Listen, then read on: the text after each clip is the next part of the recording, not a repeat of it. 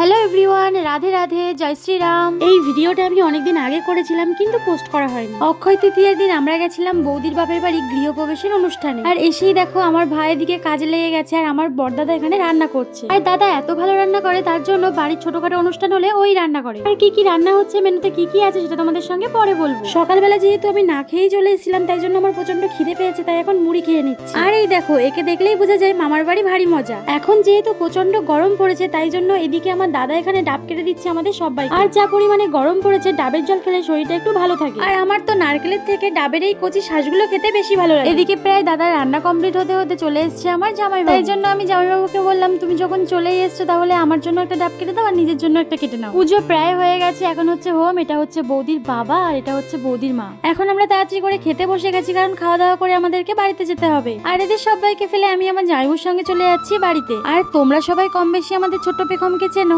আজ ওদের বাড়িতে লক্ষ্মীনারায়ণ পুজো ছিল আর আমার ওখানে নিমন্ত্রণ ছিল, কিন্তু আমার যেতে যেতে সন্ধে হয়ে গেছে। আমি এসে দেখি ও ঘুমাচ্ছে আর এখানে ওর মা আমাকে কোল্ড ড্রিঙ্কস আর মিষ্টি খেতে দিয়েছে। খাওয়া দাওয়া করে বাড়ির জন্য প্রসাদ দিয়েছিল, সেটা নিয়ে আমি চলে এসেছি বাড়িতে। আজকের মতো আমার ব্লগটা এই পর্যন্ত। তোমরা সবাই ভালো থেকো, বাই।